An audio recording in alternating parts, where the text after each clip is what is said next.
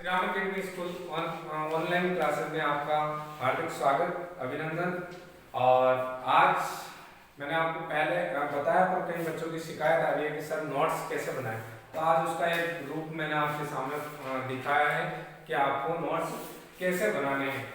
मैं वीडियो में पहले शॉर्ट लिख रहा था तो बच्चों ने कहा सर शॉर्ट में थोड़ा बहुत समझ में नहीं आ रहा, नोट्स कैसे बनाएं, इस चीज़ का हमें बताइए।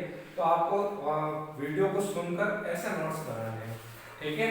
तो आज अपन नोट्स के बारे में और राष्ट्र जो अपना नया वंश है राष्ट्रकूट वंश, उसके बारे में भी अपन पढ़ेंगे।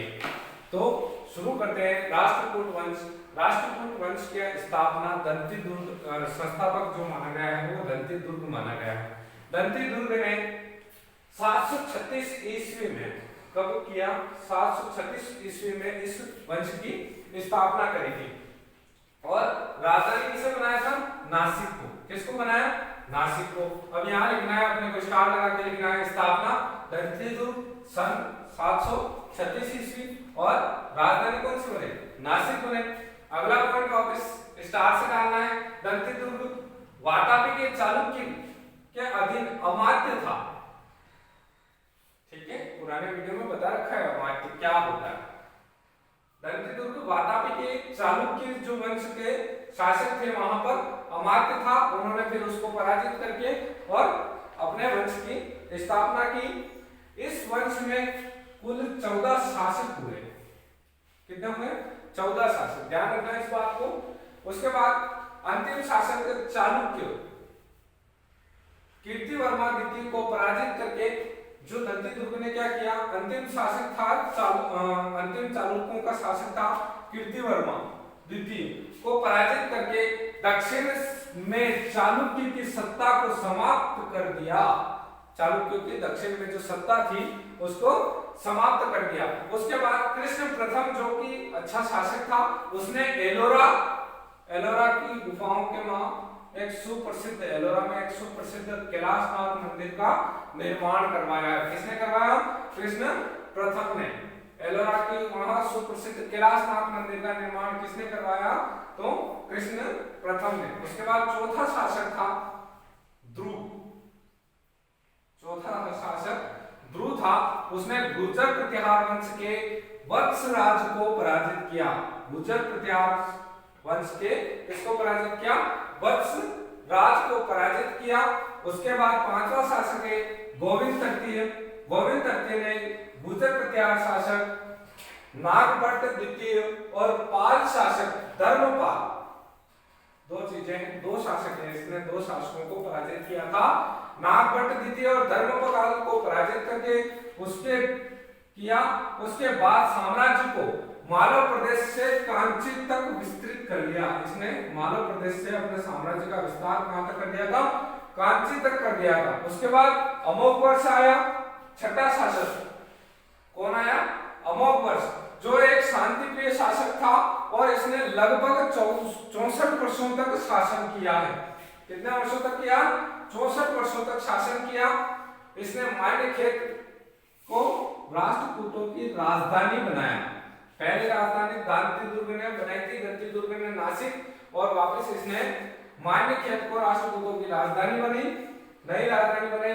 उसमें इसके बारे में जो अरब यात्री था सुलेमान, कौन था अरब यात्री?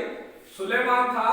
सुलेमान ने अमोघवर्ष के बारे में कहा है कि अमोघवर्ष विश्व के 4 महान जो राजा हुए उसमें इसको अमोघवर्ष को गिना है। किसने? अरब यात्री सुलेमान ने। उसकी पता है, उसकी गणना 4 विश्व के 4 महान राजाओं ने इसको भी उसने गिना है। तत्कालीन उसके बाद देखें अपन 4 महान राजाओं के बाद कृष्ण द्वितीय व इंद्र तृतीय ने कन्नौज के तत्कालीन शासक महिपाल को, कन्नौज का तत्कालीन शासक उस समय महिपाल था, उसको पराजित करके इतना प्रताड़ित किया था कि वह कन्नौज को छोड़कर उसको भागना पड़ा। कन्नौज को आखिर में उसको हार मानकर कन्नौज को छोड़ के जाना पड़ा। किसने किया उसको? कृष्ण द्वितीय व इंद्र तृतीय ने कहाँ का शासक था? कन्नौज। महिपाल कहाँ का शासक था? कन्नौज का। ठीक है, तो इस तरह से अपन नोट्स को स्टेप बाय स्टेप बनाते जाएंगे। इससे क्या है, अपन पढ़ेंगे तो अपने को अच्छे से याद रह सकेगा। उसके बाद कृष्ण तृतीय ने दक्षिण के चोल शासकों से दीर्घकालिक संघर्ष आरंभ कर दिया था। किसने किया था? जो 12वां शासक था कृष्ण तृतीय, उसने चोल शासकों से दीर्घकालीन संघर्ष आरंभ कर दिया। उसके बाद चालुक्य शासक, उसके बाद आया चालुक्य शासक तेलप। कौन आया? तेलप। तेलप ने 973 ईस्वी में इस वंश के कर्क द्वितीय को पराजित कर दिया था। इस वंश का जो शासक था कर्क द्वितीय, उसको पराजित करके मान्यखेत पर अधिकार कर दिया। जिसको मान्यखेत को किसने राजधानी बनाया था? अमोघवर्ष ने जिसे नई राजधानी बनाया था मान्यखेत, उसको कर्क द्वितीय को पराजित करके वापस मान्यखेत पर अधिकार स्थापित कर दिया। इस वंश के शासक वैदिक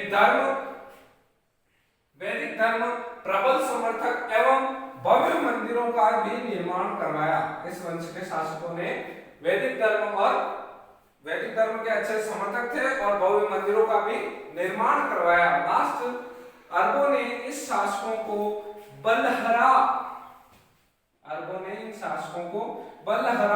बलराज से संबोधित किया है। अब आपको नोट्स इस तरीके से बनाना है। एक और वीडियो में आपको नोट्स के रूप में ही अगला जो शासन है उसका बता दूंगा, तो उसके बाद अपन शॉर्ट रूप में चलते रहेंगे। तैयारी, आप नोट्स बना के पढ़ना शुरू कर दें। ऐसा नहीं है केवल देखें वीडियो और बंद करके चले जाएं। अगर पढ़ना है तो ही वीडियो देखना है, नहीं तो टाइम वेस्ट नहीं करना है। ठीक है, आज के लिए इतना ही, धन्यवाद।